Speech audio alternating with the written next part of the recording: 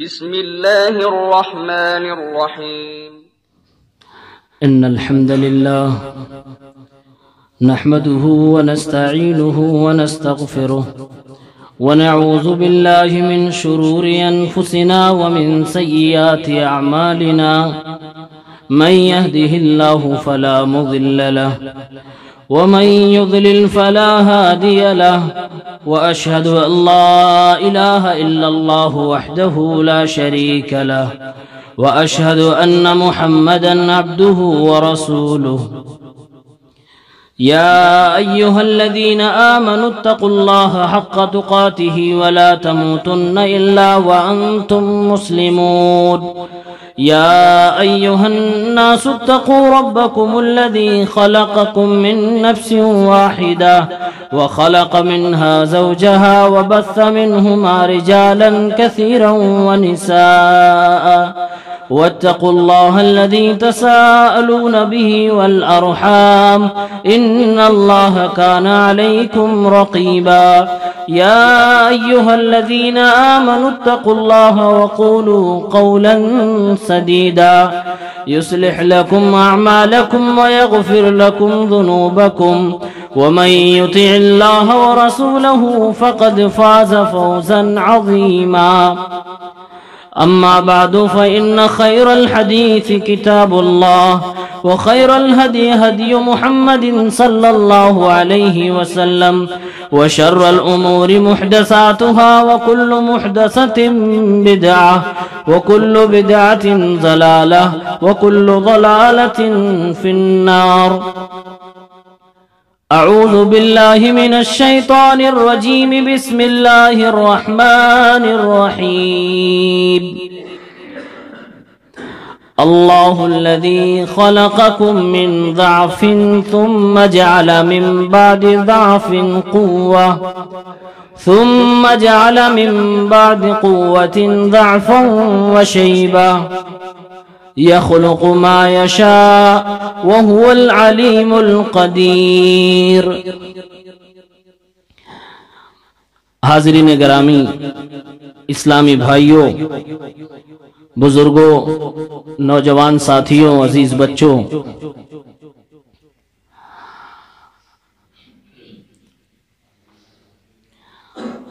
اللہ رب العالمین نے انسان کو مراحل میں پیدا فرمایا ہے. قرآن کی جو آیت میں نے آپ کے سامنے پڑھی ہے، اس آیت میں انسان کی زندگی کے 4 مراحل کا ذکر اللہ رب العالمین نے کیا ہے. یہ سورہ روم آیت نمبر 54 ہے. اللہ نے فرمایا اپنا تعارف دیتے ہوئے، اللہ الذی خلقکم من ضعف، اللہ وہ ہے جس نے تمہیں ایک کمزور سی چیز سے پیدا فرمایا، پانی کے نطفے سے پیدا فرمایا. جب تم کچھ نہیں تھے تمہیں بہت کچھ بنایا، بہترین جسم والا، اعصاب والا اور اچھی شکل والا بنایا. ثم جعل من بعد ضعف قوة، تم زمین پر آ گئے، اپنی ماں کے پیٹ سے پیدا بھی ہو گئے، کچھ کھانے پینے لگے، تمہارا بچپنا گزرا، تم 10-15 سال کے ہوئے، پھر ایک وقت آیا تمہاری ہڈیاں مضبوط ہو گئیں، تمہارے اعصاب مضبوط ہو گئے، اور تمہیں اللہ نے جوان بنا دیا. تمہیں اللہ نے مضبوط بدن، مضبوط حوصلوں والا، مضبوط جسم والا بنا دیا. اور یہ زندگی چلتی رہی، یہ جوانی یوں ہی ڈھلتی رہی. ثم جعل من بعد قوة ضعفا وشيبا، پھر اللہ رب العالمین اسی بدن کو جو بچپن سے شروع ہوا تھا، جوانی کی دہلیز پار کرنے کے بعد اس میں کمزوری آنے لگی، اس کو کمزور بنا دیا. ہڈیاں کمزور ہو گئیں، بدن کمزور ہو گئے، سستی کاہلی چھانے لگی. اور ایک وقت یہ بھی آیا کہ بدن کے ظاہری اعضاء بھی بدل گئے. بال جو پہلے کالے تھے اب سفید ہو گئے، جو آدمی پہلے ہٹا کھٹا دکھتا تھا اب جھک کے چلنے لگا، یعنی بڑھاپا اس کے بدن پہ آ گیا۔ اللہ تعالیٰ فرماتا ہے اے میرے بندو، ہم نے تمہیں ان 4 مراحل سے گزارا ہے۔ ایک حقیر پانی سے پیدا کیا، پھر تمہیں جوان بنایا، پھر تم کمزور ہوئے، پھر تمہارے اوپر بڑھاپا آیا۔ یخلق ما یشاء، یہ تو اللہ ہے، اس کی مرضی، جیسا چاہے جیسا پیدا کرے، جیسا جس کو چاہے مضبوط بنائے، جیسا جس کو چاہے کمزور بنائے، مضبوط حوصلوں والا بنائے، سست بنائے، کاہل بنائے، یہ اس کی مرضی ہے۔ وَهُوَ الْعَلِيمُ الْقَدِيرُ، وہ جانتا ہے، اچھی طرح سے جانتا ہے اور طاقت ہر چیز پہ رکھتا ہے۔ یہ اللہ رب العالمین نے اس آیت کے اندر 4 مرحلوں کا ذکر کیا۔ اس میں ہماری اور آپ کی جوانی کا ذکر کیا گیا ہے۔ ہر وہ بندہ جو بڑھاپے کی عمر کو پہنچ چکا ہے وہ جوان کبھی نہ کبھی رہا، اور جو بچپنے میں ہے امید ہے انشاءاللہ وہ جوان ہوگا، اور جو جوان ہے وہ ہے۔ اس لیے میری بات آپ دھیان سے سنیں گے۔ آج کی میری گفتگو نوجوانوں کے تعلق سے، قوم کے نونہالوں کے تعلق سے، جو اپنی زندگیوں کو عبث سمجھ بیٹھے، جو اپنی زندگیوں کو بس دنیا کی زندگی سمجھ بیٹھے، ان سے میری گزارش ہے۔ آئیے ایک حدیث سنتے ہیں پہلے۔ ترمذی کتاب و صفت القیامہ 2416، اللہ کے نبی صلی اللہ علیہ وسلم فرماتے ہیں ہر آدمی کو یقین ہونا چاہیے کہ کل اللہ کے سامنے پیشی ہونی ہے، حساب ہونا ہے، حساب ہوگا۔ اللہ رب العالمین نے فرمایا لیس بینہ ترجمان، کوئی ٹرانسلیٹر نہیں ہوگا، کوئی ترجمہ کرنے والا نہیں ہوگا۔ اللہ ہر بندے سے براہ راست حساب لے گا، ہر بندے سے خود حساب لے گا۔ سوال پوچھنے والا اللہ ہوگا، جواب دینے والے کٹگھرے میں ہم اور آپ ہوں گے۔ ان باتوں کو ذہن میں رکھ کر یہ حدیث پاک سنیں۔ اللہ کے حبیب صلی اللہ علیہ وسلم فرماتے ہیں لا تزول قدم ابن آدم یوم القیامت من عند ربہ حتی یسأل عن 5۔ آدم کی اولاد، ہم اور آپ آدم کی اولاد ہیں۔ آدمی، منش اس دنیا میں جس کو اللہ نے مکلف بنایا، اس کے قدم ہل بھی نہیں سکیں گے قیامت کے دن اللہ کے سامنے سے، جب تک کہ وہ 5 چیزوں کے بارے میں پوچھ نہ دیا جائے، جب تک وہ 5 چیزوں کا جواب نہ دے لے جائے۔ وہ کون سی چیزیں ہیں؟ ان عمرہ فیما افنا، اے میرے بندے بتا تجھے جو عمر ملی تھوڑی یا زیادہ تو نے کہاں لگائی، عمر کو کہاں تم نے کھپایا۔ وَعَنْ شَبَابِهِ فِيمَا أَبْلَى، اے میرے بندے بتا تجھے میں نے جوان بھی بنایا تھا، تجھے میں نے وہ عمر بھی تھی جس عمر میں تو پہاڑوں کو چیر سکتا تھا، تجھے میں نے مضبوط اعصاب دیے تھے، وہ حوصلے دیے تھے جن حوصلوں کی بنیاد پر تو آسمان کی بلندیوں کو چھو سکتا تھا۔ بتا اپنی جوانی کو تو نے کہاں لگایا، بتا اپنی جوانی کو تو نے گنوایا ہے یا بنایا ہے۔ یہ سوال اللہ رب العالمین کرے گا۔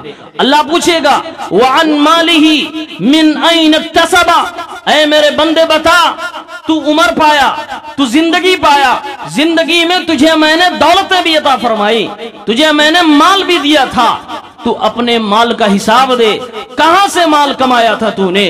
وَفِي مَا أَنفَقَ، اے میرے بندے بتا تجھے میں نے مال بھی دیا تھا، مال کہاں سے کمایا اس کا بھی حساب دے، اور یہ بھی حساب دے تو اپنے مال کو لگایا کہاں پر، خرچ کہاں پر کیا۔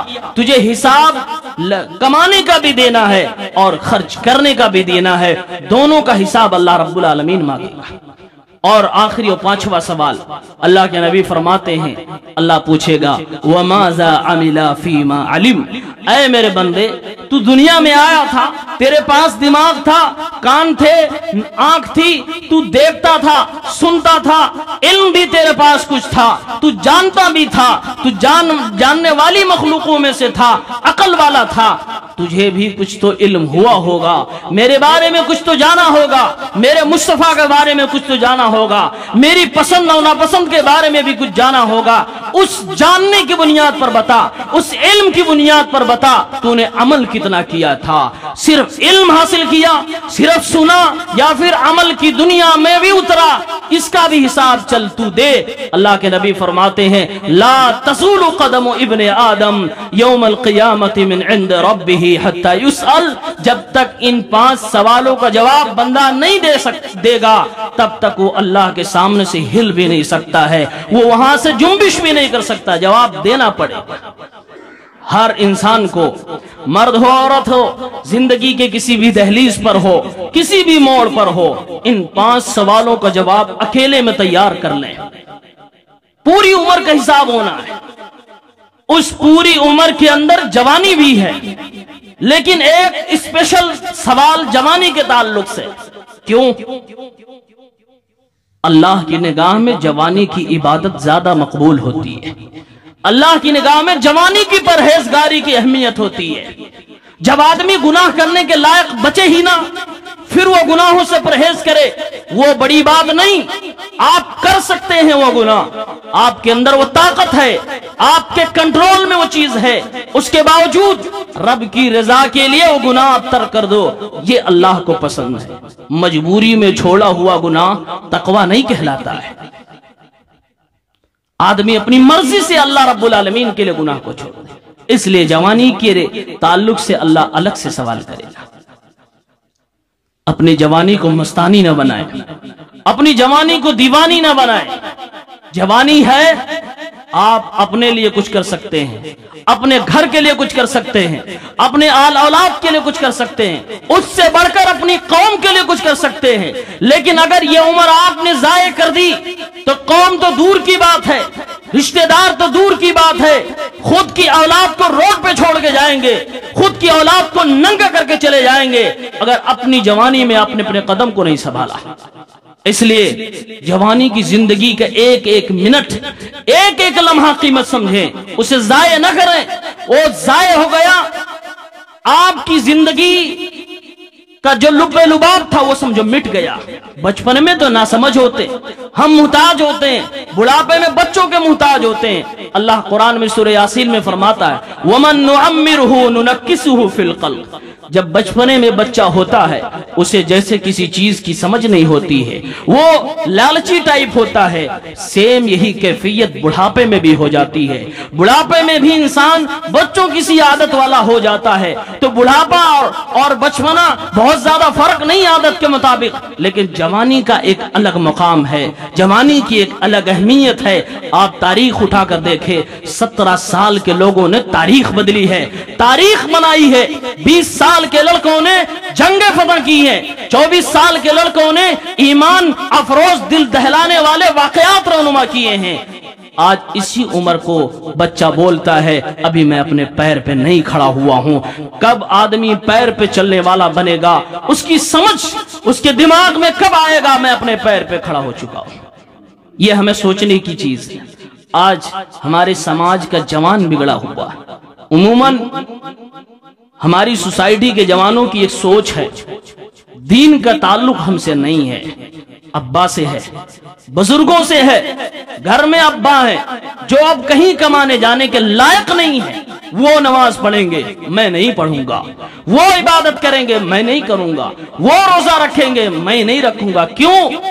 उनको कहीं जाना नहीं है, उन्हें कहीं कारोबार में नहीं जाना है, उन्हें कुछ करना नहीं है। मैं तो दौड़ता हूं, मैं कैसे रोजे रखूंगा, मैं तो यहां से वहां रहता हूं, मैं कैसे इबादत करूंगा। ये सोच हमारे आज की सोसाइटी के जवानों के सारा दीन या तो औरतों पे लागू करना चाहते हैं या तो फिर बूढ़ों पे लागू करना चाहते हैं। अपनी जिंदगी पर सिवाय जुमा और ईद के बकिया दीन नहीं लाना चाहते, जबकि दीन जवानों से चलता है। जिस कौम के जवान मर गए वो कौम मिट चुकी है, ये हिस्ट्री बताती है। और जिस कौम के जवान जिंदा हुए हैं उसकी तहजीब भी जिंदा रही है, उसका तमद्दुन भी जिंदा रहा है, उसकी तालीम भी जिंदा रही है। बशर्ते कि उस कौम के जवानों को कदम आगे बढ़ाना है, उन्हें आगे होना है। हमें तो बुजुर्गों से सिर्फ मशवरा लेना है, उनसे हमें तजर्बात सीखने हैं, वरना काम तो हमें ही करना है। बुजुर्गों से उम्मीद लगा के इस कौम को तरक्की देना चाहते हैं, ये घटिया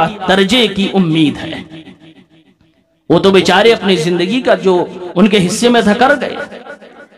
آئیے قرآن و سنت کی روشنی میں 5 نصیحت میں جامع اور معنی کرنا چاہتا ہوں۔ قوم کا جوان کب ہونہار بن سکتا ہے، اس کے اندر کب کوالٹی آ سکتی ہے، کب وہ اپنے لیے، اپنی دنیا کے لیے، اپنی آخرت کے لیے، اپنے گھر والوں کے لیے، اپنے وطن کے لیے، قوم کے لیے فائدہ مند ثابت ہو سکتا ہے۔ پہلی نصیحت، اگر آپ کے اندر خون دوڑ رہا ہے تو آپ حق پرست بنیں، حق کو قبول کرنے کا جذبہ رکھیں۔ اس کے لیے آپ کو بہانہ نہیں بنانا ہے، بہانہ کمزور بناتے ہیں۔ اللہ نے جوانی کو طاقتور بتلایا ہے۔ اگر آپ جوانی کی دہلیز پر بھی بہانہ بناتے ہیں حق سے منہ چھپانے کے لیے، سمجھ لیں آپ کے اندر وہ طاقت نہیں آئی جس کو اللہ نے طاقتور کہا ہے، جسے اللہ نے قوت کا نام دیا ہے، جسے اللہ نے جوانی کہا ہے، جسے ولولہ کہا گیا، جسے جوش مارتا ہوا خون کہا گیا۔ اگر آپ حق کو کسی بہانے سے پیچھے ڈالنا چاہتے ہیں، اصحاب کہف، قرآن کریم کے اندر ایک پوری سورت الکہف آئی ہے۔ یہ کچھ جوان تھے، یہ نوخیز عمر کے جوان تھے۔ اللہ تعالیٰ نے ان نوجوانوں کا ذکر قرآن میں کیا ہے۔ سورہ کہف آیت نمبر 13 سے لے کر 21 تک تفصیلاً اللہ نے ان کا واقعہ بیان کیا ہے۔ اللہ رب العالمین فرماتا ہے، نحن نقص علیک نبأہم بالحق انہم فتیۃ آمنوا بربہم وزدناہم ہدی۔ اے میرے پیغمبر، کچھ جوان ایسے بھی تھے جس کا میں ذکر تجھ سے کرنا چاہتا ہوں۔ نبی علیہ السلام سے پہلے، بلکہ مفسرین نے لکھا ہے صحیح قول کے مطابق حضرت عیسیٰ سے پہلے یہ لوگ تھے۔ ان کا تذکرہ اللہ اپنی زبان سے اپنے پیغمبر سے کر رہا ہے۔ اے نبی، میں سچا واقعہ تجھے بتا رہا ہوں۔ کون سا واقعہ؟ انہم فتیۃ آمنوا بربہم وزدناہم ہدی۔ وہ چند جوان تھے، علماء نے لکھا 10 سے کم کی تعداد میں تھے، ایک ایسی حکومت میں رہتے تھے جو حکومت بت پرست تھی، زبردستی لوگوں سے بت پرستی کرواتی تھی۔ کوئی جمہوریت نہیں، کوئی ڈیموکریسی نہیں تھی، زبردستی کا دین بھی تھوپا جاتا تھا۔ اس زمانے میں ایسی جگہ پہ وہ جوان پیدا ہوتے ہیں اور اللہ کی طرف سے ان کے دل میں یہ بات آتی ہے کہ ہمیں اپنے پیدا کرنے والے کی عبادت کرنی چاہیے۔ چنانچہ وہ توحید پرست بن گئے، اللہ پر ایمان لے آئے۔ اللہ نے فرمایا آمنوا بربہم، اپنے رب پر ایمان لے آئے۔ وزدناہم ہدی، میری طرف قدم بڑھایا جوانوں نے تو میں نے بھی ہدایت کی بوچھاڑ ان کی زندگیوں میں کر دی، ہدایت کی روشنی ان کو دکھا دی، وہ نور ان کو مل گیا جو ایمان والوں کو ملا کرتا ہے۔ اور اللہ رب العالمین فرماتا ہے وَرَبَطْنَا عَلَىٰ قُلُوبِهِمْ، میں نے ان کے دلوں کو بھی مضبوط کر دیا۔ جب آدمی اللہ پر ایمان لاتا ہے، خاص طور سے جوان مضبوط دل کا ہوتا ہے، لیکن ایمان جب اللہ پر لے آتا ہے تو اس کا دل، اللہ فرماتا ہے میں نے ان کا دل مضبوط کر دیا، ان کا دل میں نے باندھ دیا۔ کس چیز سے؟ تیری راہوں میں مشکلیں بہت ہیں، تجھے ستانے والے بہت ہیں، تیری راہ کو روکنے والے بہت ہیں، تیری دعوت پر تجھے نکیر لگانے والے بہت ہیں۔ اے میرے بندے، تیرا دل میں نے باندھ دیا، تم مضبوط ہو جا۔ تجھے تیرے قدموں میں تزلزل نہیں آنا چاہیے، تیرا قدم کبھی ڈگمگانا نہیں چاہیے۔ اور اللہ نے فرمایا جب میں نے انہیں مضبوط کر دیا، کب؟ جب وہ بادشاہ کے سامنے کھڑے ہیں، بادشاہ پوچھ رہا ہے یہ میں ہوں جب کہتا ہوں فلاں کی عبادت کرو، تم کہتے ہو فلاں کی عبادت کرو۔ اے نوجوانوں کی یہ بات صحیح ہے؟ نوجوانوں نے کہا ربنا رب السماوات والارض، اے بادشاہ وقت، ہمارا ایمان ہمارے اس رب پر ہے جو اس پورے برہمانڈ کا رب ہے، جو آسمانوں کا رب ہے، جو زمینوں کا رب ہے۔ وَلَن نَدْعُوَا، اور ہم ہرگز اس رب کو چھوڑ کر کسی اور کو نہیں پکار سکتے، کسی اور کو اپنی حاجت روائی کے لیے، مشکل کشائی کے لیے، اپنی مدد کے لیے کبھی نہیں پکار سکتے۔ اور اگر ہم نے ایسا کیا، جوانوں نے کہا اگر ہم نے ایسا کیا تو سمجھو کہ ہم نے اللہ کی ذات کے ساتھ بہت بڑا جھوٹ بولا ہے، اللہ رب العالمین کے ساتھ ہم نے غداری کی ہے۔ میرے بھائیوں، سورہ کہف کا واقعہ، اصحاب کہف کا یہ واقعہ ایک سبق ہمارے سینے پہ کھینچ کر جا رہا ہے۔ وہ سبق یہ ہے، اے لوگوں، قرآن پڑھنے والوں، اے جوانوں، تم حق پرست بنو، حق کو قبول کرنے کا جذبہ رکھو، حق کو پھیلانے کا جذبہ رکھو، حق کو تھامنے کا جذبہ رکھو، اس پر استقامت اختیار کرنے کا جذبہ رکھو۔ اور اللہ کی قسم ہے، اس دنیا میں توحید سے بڑا حق اور سچ کچھ ہے ہی نہیں۔ ایک جوان اگر اپنے گلے میں تعویذ ٹانگ کے گھومے، اس سے بڑا ایسا بندہ جو حق سے منہ چراتا ہو کوئی اور نہیں ہو سکتا ہے۔ ایک جوان جب اپنے ہاتھ میں کڑے پہنے، اپنے ہاتھ میں کنکڑیاں باندھے، اپنے ہاتھ اور اپنے جذبات اور اپنے عقیدے اللہ کو چھوڑ کر کسی اور کمزور ہستیوں پہ کرنے لگے، تو ایسے لوگوں کے بارے میں اللہ فرماتا ہے ضعف الطالب والمطلوب، اے میرے بندے، تجھے میں نے جوان بنایا تھا، تجھے میں نے طاقتور بنایا تھا، تو خود کمزور ہے، جس کو پکار رہا ہے وہ بھی کمزور ہے۔ دنیا کا سب سے بڑا حق یہ ہے کہ اللہ ایک ہے، وہی مشکل کشائی کر سکتا ہے، وہی حاجت روائی کر سکتا ہے۔ میری زبان شل ہو جائے، جس دن میری زبان سے یہ نکلے میری مشکلوں میں یا غوث المدد، یا علی المدد، یا فلاں المدد، اس دن ہماری زبان کٹ جائے۔ جب جوانوں کا یہ جذبہ ہوگا، یہ عقیدہ ہوگا، پھر جوانی کا حق آپ ادا کر رہے ہو، پھر آپ حق پرست بن رہے ہو، پھر اصحاب کہف کی روشنی آپ کے سینوں میں اتر رہی ہے۔ آج جوان ہی سب سے زیادہ ڈھکوسلے باز ہے، اندھ وشواس اس کے اندر پایا جاتا ہے۔ گاڑیاں ہیں، جوتے ٹانگ کے چل رہا ہے، گاڑیاں ہیں، دعا، برکت کی دعا، فلاں دعا، تعویذ گاڑیوں میں، اپنے ہاتھ میں، اپنی کمر میں، اپنے پاؤں میں، نہ جانے کہاں کا کاروبار کر رہا ہے تو بھی تعویذ۔ اپنی محنت پہ بھروسہ نہیں ہے، اپنی طاقت پہ بھروسہ نہیں ہے، میں کچھ کما سکتا ہوں۔ تقدیر کس بات کی ہے میرے بھائی؟ جائز چیزوں کو اپناؤ، جائز وسائل کو اختیار کرو اور حق بات کو قبول کرو، توحید والے بنو۔ حق باتیں بہت سی ہیں، توحید سب سے بڑا حق، آپ حق پرست بنے۔ دوسری نصیحت آج کے نوجوانوں کو دل سے میں کہنا چاہوں گا، میرے بھائیوں، اگر چہرے پہ نور لانا چاہتے ہو، اگر چاہتے ہو کہ سماج میں بزرگ بھی تمہاری عزت کریں، اگر چاہتے ہو کہ عورتیں راستہ دیکھ کر تمہیں بھاگے نہ بلکہ کہیں میرا بھائی آ رہا ہے، اس سے ہمیں کوئی خطرہ نہیں ہے، تو اپنے آپ کو پاک باز بنا لو، اپنا کردار سدھار لو، اپنے کیریکٹر کو ایسا بناؤ کہ ہر بہن سمجھے یہ میرا محافظ ہے، یہ میرے اوپر ڈاکہ نہیں ڈال سکتا ہے۔ آپ نے دیکھا نہیں، یوسف علیہ السلام کا واقعہ ان کے نام سے پوری سورت قرآن کے اندر موجود ہے۔ اللہ رب العالمین نے فرمایا، میرے بندے یوسف میرا پیغمبر ہے، نبی کا بیٹا ہے، حسد کرنے والوں نے کنویں میں ڈالا، لیکن میں جس کی حفاظت کروں دنیا بھی اسے مٹانے پہ آ جائے کوئی مٹا نہیں سکتا ہے۔ کنویں سے میں نے نکالا، بادشاہ کی گدی پہ بٹھا دیا، لیکن ایک عورت کے فتنے نے اسے جیل تک پہنچا دیا۔ کیوں؟ یوسف علیہ السلام جیل اس لیے نہیں گئے تھے کہ گناہ کیا تھا، جیل اس لیے گئے تھے کہ گناہ نہیں کیا تھا، الزام میں گئے تھے۔ قرآن نقشہ کھینچتا ہے، جب عزیز مصر نے کہا وَغَلَّقَتِ الْأَبْوَابَ وَقَالَتْ هَيْتَ لَكَ، دروازے بند، کہا یوسف یہ حسن تیرے لیے ہے، آجا لطف اٹھا لے۔ یوسف کا جواب آج کے جوانوں کو یاد ہونا چاہیے، قَالَ مَعَاذَ اللَّهِ إِنَّهُ رَبِّي أَحْسَنَ مَثْوَايَ، اللہ کی پناہ، اے حسن کی ملکہ، اے تخت کی ملکہ، اے بادشاہ کی رانی، مجھ سے یہ نہیں ہو سکتا، اللہ کی پناہ میں چاہتا ہوں، میں اللہ کی دی ہوئی عزت کو اتارنا نہیں چاہتا۔ یہ یوسف کا کردار تھا، جوانی کا وقت ہے، یہ یوسف علیہ السلام کا انداز تھا۔ قرآن میں یوں ہی یہ چیزیں نہیں بیان کی گئی، پوری سورت یوسف کے واقعے کو تفصیل سے کیوں بیان کیا جا رہا ہے؟ تاکہ میری قوم کا جوان باکردار ہو، عزت دار ہو، بے حیا نہ ہو، اس کے اندر بے حیائی، بے شرمی والی چیزیں نہ ہو، وہ عورتوں کا محافظ بنے، عورتوں کے لیے ڈاکو نہ بنے، اور آپ نے حدیثیں پڑھی ہوں گی، ایک جوان جو غار میں جا کے ڈھک گیا تھا، اوپر سے آ کے پتھر آ گیا تھا۔ بخاری شریف کتاب و احادیث الانبیاء 3465 روایت ہے۔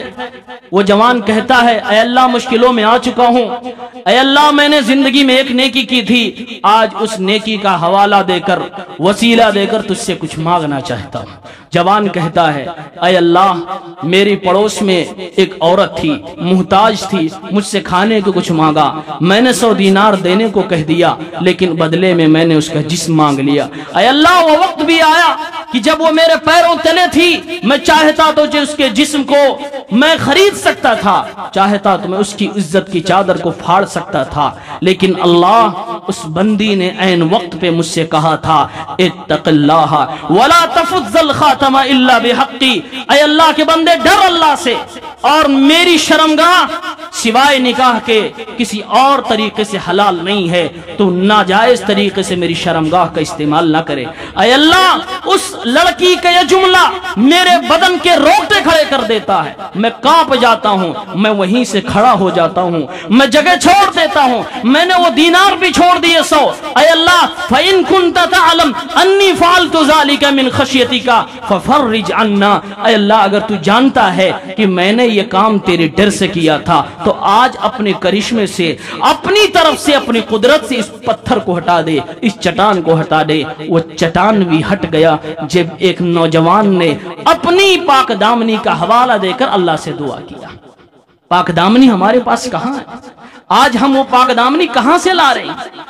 آج ہماری آنکھوں میں نشہ ہے، آج ہماری باتوں میں نشہ ہے، ہمارے کانوں میں نشہ ہے، ہمارے کردار میں نشہ ہے۔ پیر چل رہے ہیں تو اسی کی تلاش میں، قدم اٹھ رہے ہیں اسی کی تلاش میں، نگاہیں ڈھونڈ رہی ہیں اسی کی تلاش کر رہی ہیں۔ یہ نوجوانوں کا کردار ہے۔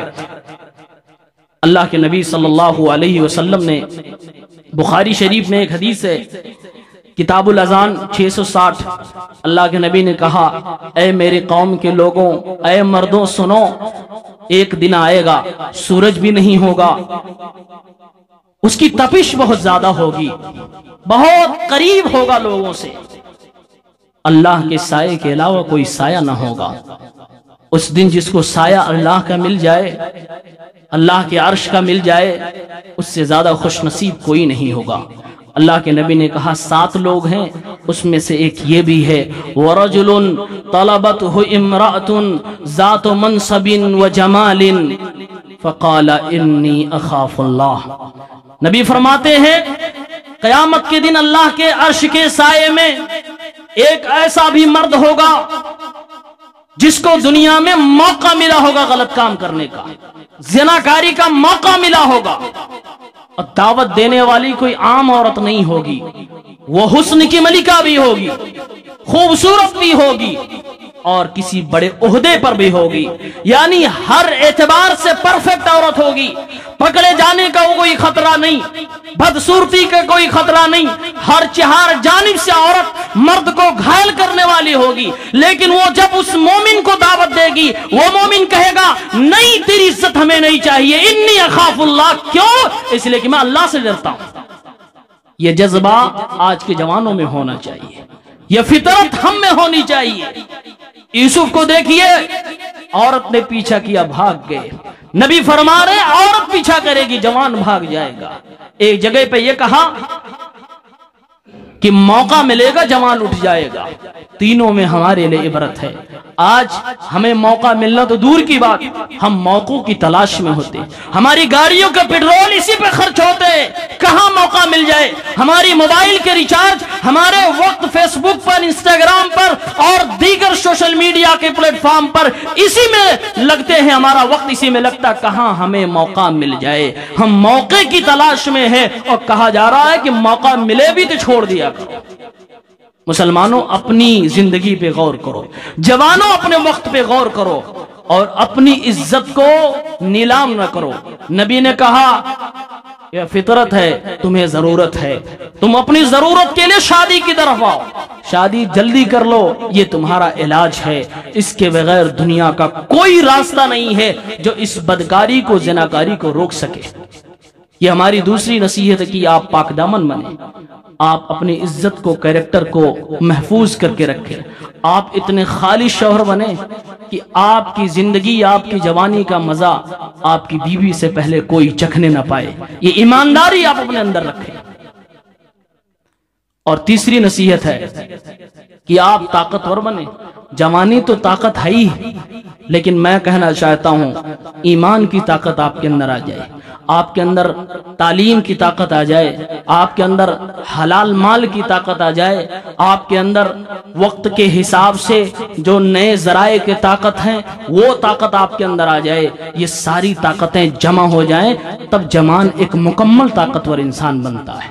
اسلام سادھو گیری نہیں دکھاتا، بابا گیری نہیں سکھاتا۔ اسلام ایمان کے حساب سے مضبوط، بدن کے حساب سے بھی مضبوط، ہر وسیلے کے حساب سے مضبوط مومن چاہتا ہے۔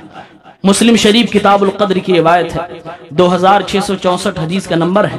اللہ کے نبی صلی اللہ علیہ وسلم نے فرمایا، المؤمن القوی خیر من المؤمن الضعیف واحب الی اللہ۔ ایک طاقتور ایمان والا ایک کمزور ایمان والے سے بہتر ہے اور اللہ کی نگاہ میں زیادہ محبوب ہے۔ یہ میرے نبی کا فرمان ہے۔ وفی کل خیر، ایمان جس کے پاس ہے ہر آدمی اچھا ہے، گرچہ بدن کے حساب سے کمزور ہو، دولت کے حساب سے کمزور ہو، تعلیم کے حساب سے کمزور ہو، لیکن جب تک ایمان ہے اس کے اندر بھلائی ہے۔ لیکن اچھا تو وہی ہے، محبوب تو وہی ہے جس کے پاس ہر طرح کی جائز اور حلال طاقت موجود ہو۔ آپ نے فرمایا، اے میرے امت کے لوگوں، احرص علی ما ینفعک، جو چیزیں تیرے لیے فائدے مند ہیں اس کا حریص بن جا، جو چیزیں تیرے لیے نفع بخش ہیں اس کا لالچی بن جا۔ دوسروں کا حق چھین کے نہیں، اپنی محنت کے بل پر، اپنی طاقت کے بل پر اس کا حریص بن۔ تو کاروبار کر سکتا ہے، اس کا حریص بن حلال طریقے سے۔ تو علم میں آگے بڑھ سکتا ہے، اونچے منصب پا سکتا ہے، حریص بن حلال طریقے سے۔ اور ایک مسلمان سب سے زیادہ حریص اگر کسی کا ہو تو اپنی آخرت جنت کو پانے کے لیے جو محنت ہو اس کے لیے حریص بنے۔ آپ نے فرمایا، احرص علی ما ینفعک، جو نفع بخشے اس کے حریص بن جاؤ۔ اور اے میرے بندو، اے میرے بھائیوں، اے میری امت کے لوگوں، اللہ رب العالمین، اللہ کے نبی فرماتے ہیں، وَاسْتَعِن بِاللَّهِ وَلَا تَعْجِزْ۔ کوئی بھی کام تم شروع کرو گے مشکلیں آئیں گی، مشکلات چاروں طرف سے تجھے گھیر لیں گی۔ میرے نبی کے ایک ایک جملے میں نوجوانوں کے لیے موٹیویٹ کیا گیا ہے۔ اللہ کے نبی صلی اللہ علیہ وسلم فرماتے ہیں، وَاسْتَعِن بِاللَّهِ، بھروسہ تیرا اللہ پر ہونا چاہیے، مدد تو اللہ سے مانگے گا، کسی اور سے نہیں۔ تجھے جھکنا ہے تو رب کے سامنے، اور یاد رکھ، دنیا کی جو گردن دنیا والوں کے سامنے جھک جاتی ہے وہ ہمیشہ جھکی رہتی ہے، اور جو گردن عرش والے کے سامنے جھک جاتی ہے وہ دنیا والوں کے سامنے کبھی نہیں جھکتی ہے۔ اس لئے فرمایا، وَاسْتَعِن بِاللَّهِ، مدد اللہ سے مانگنا، وَلَا تَعْجِزْ، تھکنا نہیں میرے بھائی، تھکنا نہیں میری امت کے لوگوں، عاجز مت آنا، تم اپنے کام میں لگاتار آگے بڑھتے رہنا۔ اللہ بھی فرماتا ہے، وَالَّذِينَ جَاهَدُوا فِينَا لَنَهْدِيَنَّهُمْ سُبُلَنَا، جو مسلسل میرے راستے میں کوشش کرتے ہیں میں انہیں ترقی دیتا ہوں، میں انہیں راستہ دکھاتا ہوں۔ اللہ فرماتا ہے مسلسل کام ہونا چاہیے، ایسا نہیں شروع کیا اب ہمیں یہ مل جانا چاہیے تھا نہیں ملا، نہیں، اللہ سے مدد مانگتے رہو، مسلسل عمل کرتے رہو۔ اور جب کوئی انہونی ہو جائے، اللہ کے نبی آگے فرماتے ہیں، جب کوئی انہونی ہو جائے تو بیٹھ کے ہاتھ پسار کے نہ بیٹھ، یہ نہ کہیں ایسا کیا ہوتا تو ایسا ہو جاتا، یہ کیا ہوتا تو ایسا نہیں ہوتا۔ اللہ کے نبی فرماتے، وَإِنْ أَصَابَكَ شَيْءٌ فَلَا تَقُلْ لَوْ أَنِّي فَعَلْتُ كَانَ كَذَا وَكَذَا، یہ مت کہہ کہ اگر ایسا کیا ہوتا تو ایسا ہو جاتا۔ یہ پاسٹ کی باتوں پہ، تقدیر پہ وسوسے جو تجھے آ رہے ہیں ان وسوسوں کو دل سے نکال، ایک نیا میدان چن، ایک الگ اپنی جستجو، اپنی محنت شروع کر دے، وہاں تو ہاتھ پہ ہاتھ رکھ کر نہ بیٹھ۔ یہ مسلمانوں کو سکھایا جا رہا ہے، یہ جوانوں کو سکھایا جا رہا ہے، ہر اعتبار سے یہ نصیحتیں ہماری زندگی میں کارآمد ہیں۔ اگر ہم ایجوکیشن فیلڈ میں ہیں تب بھی ہمارے لیے مفید ہیں، اور اگر ہم کاروبار کی دنیا میں تب بھی ہمارے لیے مفید ہیں۔ زندگی کے ہر مرحلے میں، ہر وقت میں نبی پاک کی یہ نصیحت ہمارے لیے پاک کارآمد ہے۔ ایک اور نصیحت میں کرنا چاہتا ہوں، چوتھی نصیحت یہ ہے کہ ہم اپنی زندگی کو بامقصد بنائیں۔ बामकसद मतलब हमारे सामने कोई एम होना चाहिए, हमारे सामने कोई टारगेट होना चाहिए, हमारे सामने कोई मकसद होना चाहिए। जिन लोगों की जिंदगियां बेमकसद होती हैं हकीकत में वही जानवर होते हैं। जिनकी जिंदगी मकसद के तई चलती है, एक अपने टारगेट को हुसूल में चलती है, वही तो दुनिया में बिजी लगते हैं, वही तो अपने कामों में मशगूल होते हैं। वरना जो बेमकसद जिंदगी गुजारते हैं वही दूसरों की टांगें भी खींचते हैं, वही दूसरों की गीबतें भी करते हैं, वही दूसरों के लिए मुश्किलें भी पैदा करते हैं। वरना जो अपनी राहें बनाने में मशगूल हो वो दूसरों की राह के चक्कर में क्यों पड़ेगा। इसलिए मकसद वाली जिंदगी चाहिए। हमारे और आपके लिए तो एक ऑलरेडी मकसद है, कुछ नहीं दुनिया में तो अल्लाह को खुश करो, कुछ नहीं तो अल्लाह को राजी करो। ये तो हमारा पहला अव्वलीन फरीजा है और हम इसी को भूले बैठे हैं। इसके बाद वाले जो मकसद हैं, भाई शाम को क्या खाएंगे चलो कमा लें, ये मकसद है। कल क्या खाएंगे चलो कमा लें, हमारे बच्चे कल कहां रहेंगे चलो घर बना ले, ये एक मकसद है। अपने माँ बाप को हज करा ले, एक मकसद है। खुद अपनी जिंदगी यहां से वहां ले जाए हलाल तरीके से, एक मकसद है। लेकिन ये मकसद वो मकसद है जिसमें दुनिया के सारे लोग शरीक हैं। लेकिन जो हमारा पहला और अव्वलीन मकसद है अल्लाह को राजी करना, ये हमारी और आपकी खुसूसियत है, ये दूसरों के यहाँ नहीं है, ये सिर्फ अपने यहाँ पाई जाती है। इसको न भूलना। इन छोटे छोटे मकासद को हुसूल में इस बड़े मकसद को जो भूल गया वो फिर मुसलमान नहीं रहा, वो फिर ईमान की दौलत के बगैर जिंदगी गुजारेगा। बेमकसद जिंदगी गुजारने से बेहतर है आदमी मर जाए। इसलिए मकसद वाली जिंदगी। और एक बात याद रखें, जो मकसद के तई जिंदगी गुजारता है वो आदमी कभी भी अपने वक्त को जाया नहीं करना चाहेगा, वो अपना वक्त बर्बाद नहीं करेगा। मेरे नबी की हदीस है, सही बुखारी की किताबुर रिकाक 6412, अल्लाह के नबी सल्लल्लाहु अलैहि वसल्लम फरमाते हैं, दो नेमतें मैंने दुनिया के लोगों को दे रखी है जिसकी ये हैसियत नहीं समझते, ये इसको बड़े हल्के में लेते और बहुत ज्यादा नाकदरी उस नेमत की करते हैं। नेमताने मगबूनुन फीहिमा कसीरुम मिनन नास, दो नेमतें ऐसी हैं जिसको अक्सर लोग नाकदरी करके उसे बर्बाद कर देते हैं। वो दोनों क्या है? आपने फरमाया अस्सिहतु वल फराग। एक आदमी को मैंने तंदुरुस्त बनाया, अपने ही हाथों से अपनी तंदुरुस्ती जाये कर देता है, अपने ही हाथों से अपने आप को कमजोर बना लेता है, उल्टी सीधी गलत चीजें खाकर अपने आप को बीमारियों वाला बना लेता है। सेहतमंदी एक नेमत है। अल्लाह के नबी ने कहा बीमारी आने से पहले सेहतमंदी के लिए आप फिक्रमंद रहो, सेहतमंदी को गनीमत समझो, यह आपकी एक नेमत है। आदमी तंदुरुस्त है, उसे हॉस्पिटल का चक्कर नहीं काटना पड़ रहा है, वक्त भी बचेगा, आपका माल भी बचेगा और आप जिस्मानी हिसाब से फिट भी रहोगे। बहुत बड़ी नेमत है सेहतमंदी। मेरे जवानों, मेरे भाइयों, मेरे दोस्तों, अपनी इस नेमत की कदर कर लो। जवानी एक मजबूत चीज है और जवानी उस वक्त तक जवान रहती है जब तक सेहतमंदी है। जब उस जवानी से सेहतमंदी निकल जाए फिर वो फुसफुसा इंसान हो जाता है, फिर वो बुड्ढों की कैटेगरी में आ जाता है। इसलिए अपनी सेहतमंदी का ख्याल रखें और तंदुरुस्त रहने की कोशिश करें। हलाल चीजें खाएंगे हमेशा तंदुरुस्त रहेंगे, सेहतमंद रहेंगे, लिमिट में खाएंगे, सेहतमंद रहेंगे। लेकिन अगर हराम चीजों की तरफ जाएंगे तो आपको मुश्किलें आएंगी, आपको बीमारियां आएंगी, यहां नहीं तो वहां की तंदुरुस्ती जरूर बिगड़ने वाली है। इसलिए हलाल चीजों को खाया करें। और दूसरी चीज, अल्लाह के नबी ने फरमाया इंसान को अपनी जरूरियात पूरी करने के बाद जो वक्त मिलता है ना, खाली वक्त, ये एक नेमत है। खाली वक्त एक नेमत है, उस नेमत की भी धज्जी उड़ाते हैं हम। हमारे पास काम 10 घंटे का, 12 घंटे का, चलो सही हमने कर लिया।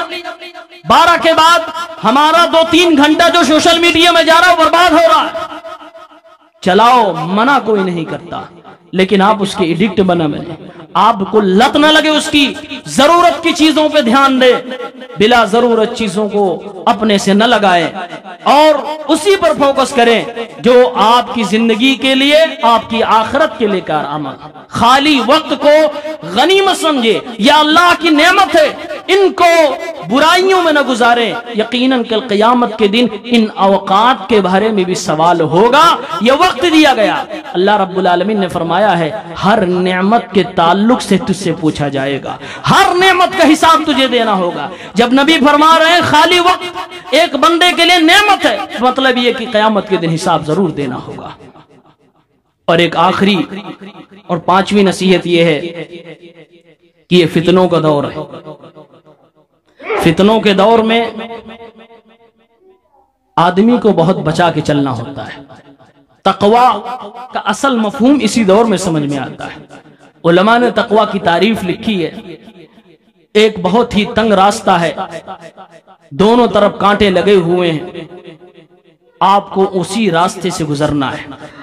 ایسے حساب سے گزریے نہ دائیں کا کانٹا آپ کو ادھیڑے نہ بائیں کا کانٹا آپ کے کپڑے کو ادھیڑے۔ آپ جس طرح سے بچ بچا کے وہ کانٹوں بھرا راستہ گزر گئے، آگے آپ کو جنت ملنے والی ہے۔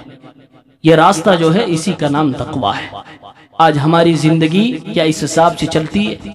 ہم گناہوں سے لت پت، دائیں سے بھی گناہ کرتے، بائیں سے بھی گناہ ہے، ہماری زندگی میں آگے سے بھی ہے، پیچھے سے بھی ہے، اوپر سے بھی نیچے سے بھی، سراپا ہم گناہوں میں ڈوبے ہوئے۔ فتنے کے اس دور میں اگر آپ اپنے آپ کو گناہوں سے بچانا چاہتے ہیں، ان فتنوں سے محفوظ رہنا چاہتے ہیں، تو میرے نبی کی ایک حدیث سنیں۔ اللہ کے نبی صلی اللہ علیہ وسلم نے فرمایا، سنن ابی داؤد کتاب السنہ 4607، اللہ کے نبی صلی اللہ علیہ وسلم نے ایک دن فجر کی نماز پڑھائی۔ نماز پڑھانے کے بعد آپ نے مصلیان کی طرف چہرہ فرمایا۔ صحابی کہتے ہیں فَوَعَذَنَا وَعْزَةً بَلِيغًا، آپ نے ایسی نصیحت فرمائی ذرفت منہ العیون، ہماری آنکھوں کے پانی اترنے لگے، ہم رونے لگے، وَوَجِلَتْ مِنْهَ الْقُلُوبُ، ایسی آپ نے نصیحت فرمائی کہ ہمارے دل دہل گئے، ہمارا کلیجہ باہر کو آنے لگا۔ صحابہ نے کہا اللہ کے نبی کأنها موعظة مودع، آپ جس انداز میں نصیحت کر رہے ہیں لگتا ہے آپ ہم سے جدا ہونے والے۔ اے اللہ کے نبی کچھ وصیت بھی کرنا چاہتے ہوں تو کر جائیں، کچھ بات بتانا بھی چاہتے ہوں تو بتا جائیں۔ اللہ کے نبی نے فرمایا علیکم بالتقوی، علیکم بسنتی وسنت الخلفاء الراشدین المہدیین، آپ نے فرمایا تقوی کو اختیار کرنا، فرما برداری کو اختیار کرنا، اور میرے خلفاء، میرے صحابہ، ان کی زندگیوں کو، ان کی سنت کو لازم پکڑنا، میری سنت کو لازم پکڑنا۔ اور سنو، میرے جانے کے بعد دنیا میں اختلافات ہوں گے، فتنوں کی بوچھار ہوگی، تیرا جینا مشکل ہو جائے گا، زندگی گزارنا مشکل ہو جائے گا، دین پہ چلنا ایسا لگے گا کہ ہاتھ پہ آگ کا انگارہ لے کر بندہ چل رہا ہے، ہر موڑ پہ آزمائش آئے گی۔ اے میرے بھائی، اے میری امت کے لوگوں، اگر تم بچنا چاہتے ہو فتنوں سے، علیکم بسنتی، میری سنت پہ آ جاؤ، میرے صحابہ کی سنت پہ آ جاؤ، میرے طریقے پر آ جاؤ، وَإِيَّاكُمْ وَمُحْدَثَاتِ الْأُمُورِ، اور یاد رکھنا بدعت سے اپنے آپ کو دور رکھنا، فَإِنَّ كُلَّ مُحْدَثَةٍ بِدْعَةٍ، کیونکہ ہر بدعت، ہر نئی چیز بدعت ہے، وَكُلُّ بِدْعَةٍ ضَلَالَةٍ، اور ہر بدعت گمراہی ہے جو انسان کو جہنم کی طرف لے جانے والی ہے۔ یہ اللہ کے نبی نے نصیحت فرمائی۔ آپ نے فرمایا تقوی اختیار کرو۔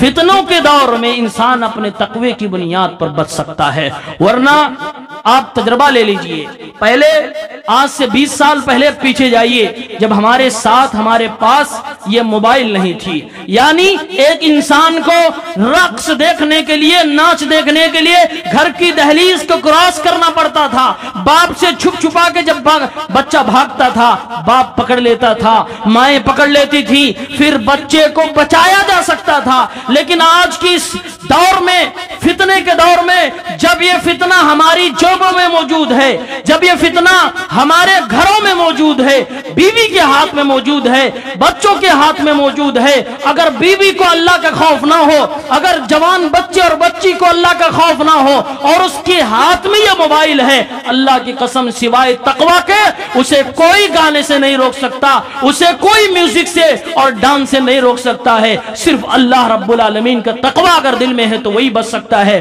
ورنہ ماں باپ کہاں تک پیچھے لگیں گے, نہ آپ کے بیڈ روم میں گھسیں گے, نہ آپ کی کمبل, آپ کی چادر اور آپ کی رضائی اٹھا کر آپ کو چیک کرنا چاہیں گے. آج ماں باپ کو اتنی ہمت بھی نہیں ہے کہ جوان بچوں کو پوچھ سکے تم رات کے 11 بجے کب آئے, کہاں تھے, موبائل میں کیا کر رہے ہو, کس سے بات کر رہے ہو. آج کے جوانوں نے اپنے ماں باپ کو ڈرا کے بھی رکھا ہے. میرے بھائیوں, ماں باپ کو وہ حیثیت دو کہ جب وہ آپ کو ڈانٹ سکے. اللہ کی قسم ہے, آپ کتنے بڑے ہو جاؤ, کتنی اونچی کیٹیگری کے آپ ہو جاؤ, لوگ آپ کے سامنے جھکتے ہو, آپ کو رستہ چلتے سلام کرتے ہو, لیکن آپ جس دن اس لائق ہو گئے, آپ کی کیٹیگری گھر میں یہ ہو گئی کہ آپ کا باپ آپ سے ڈرنے لگے, آپ کی مائیں آپ کے سامنے بولنے سے سوچنے لگے, سمجھ لو ابھی کردار آپ کا سنہرا نہیں ہے, آپ ماں باپ کی نگاہ میں اچھے نہیں ہو. ایسے بنو کہ بڑے ہونے کے بعد بھی اگر ہم سے کچھ غلطی ہو تو باپ بول سکے, باپ ڈانٹ سکے. ماں کو ڈانٹنے کا موقع دو, اپنے بڑوں کو ہمیں سمجھانے کا موقع دو, تب ہماری قدموں جو ڈگمگاہٹ آیا ہوا وہ ہمیں روک سکتے ہیں. اگر ہم بڑوں سے یہ حق چھین لیں گے پھر ہماری زندگیوں کو راہ راست پہ کون لگائے گا. اس لیے بڑوں کو یہ حق دیں, اور اپنے آپ کو صحیح راستے پر لانا چاہتے ہیں, اپنے بڑے بھائی ہوں, بڑے اپنے سے کوئی بھی ہو, سب سے پہلے تو ماں باپ, بڑا بھائی اگر وہ اس درجے پر ہے ہمیں ڈانٹ رہے ہیں تو ہم ڈانٹ کو سہیں اور پیار سے سہیں. میں اپنی طبیعت کی بات کر رہا ہوں, اللہ کی قسم مجھے کبھی غصہ نہیں آتا جب میرے والد محترم مجھے کسی بات کے لیے ڈانٹتے ہیں یا میری بات کو کاٹ کر کچھ اور کہتے. میں دل ہی دل میں خوش ہوتا ہوں کہ میں اپنے باپ کے سامنے اس حیثیت سے ہوں کہ میرا والد مجھے ڈانٹ سکتا ہے. یہ رتبہ اپنی زندگی میں لاؤ, باپ کے سامنے بڑا بننے کی کوشش نہ کرو. تجربات کی دنیا سے گزرا ہے, آپ جتنی عمر گزار چکے ہو اس سے ڈبل کا مالک ہے, اس نے دنیا میں کئی بہاریں دیکھی ہیں, بڑے کڑاکے کی ٹھنڈیاں دیکھا ہے, بڑی گرمیاں دیکھ کر وہ زندگی میں اس دہلیز پر پہنچا ہے. اس کی قدر کرو اور اسے اس کی حیثیت پہ رکھو, اس کی عزت کرو, اس کی آنکھوں میں آنسو نہ آنے دو, چہرے پہ مسکراہٹ باقی رکھے اور ان کے زندگیوں میں نورانیت باقی رہے. یہی ہماری اور آپ کی کوشش ہونی چاہیے. میں نے 5 نصیحتیں کی ہیں کہ آپ حق کو قبول کریں, اپنی زندگی کو پاک دامن بنائیں, خود کو طاقتور بنائیں اور با مقصد زندگی گزاریں. اور 5ویں نصیحت میں نے یہ کی کہ پرفتن دور میں اپنے آپ کو بچا کر راستہ بہت ناپ تول کر پھونک کر قدم رکھیں. انشاءاللہ زندگی سنورے گی, دنیا بھی بنے گی, آخرت بھی بنے گی. اللہ تعالی ہمیں علم و ہنر سے نوازے. پروردگار ہمیں عمل کرنے کی توفیق دے.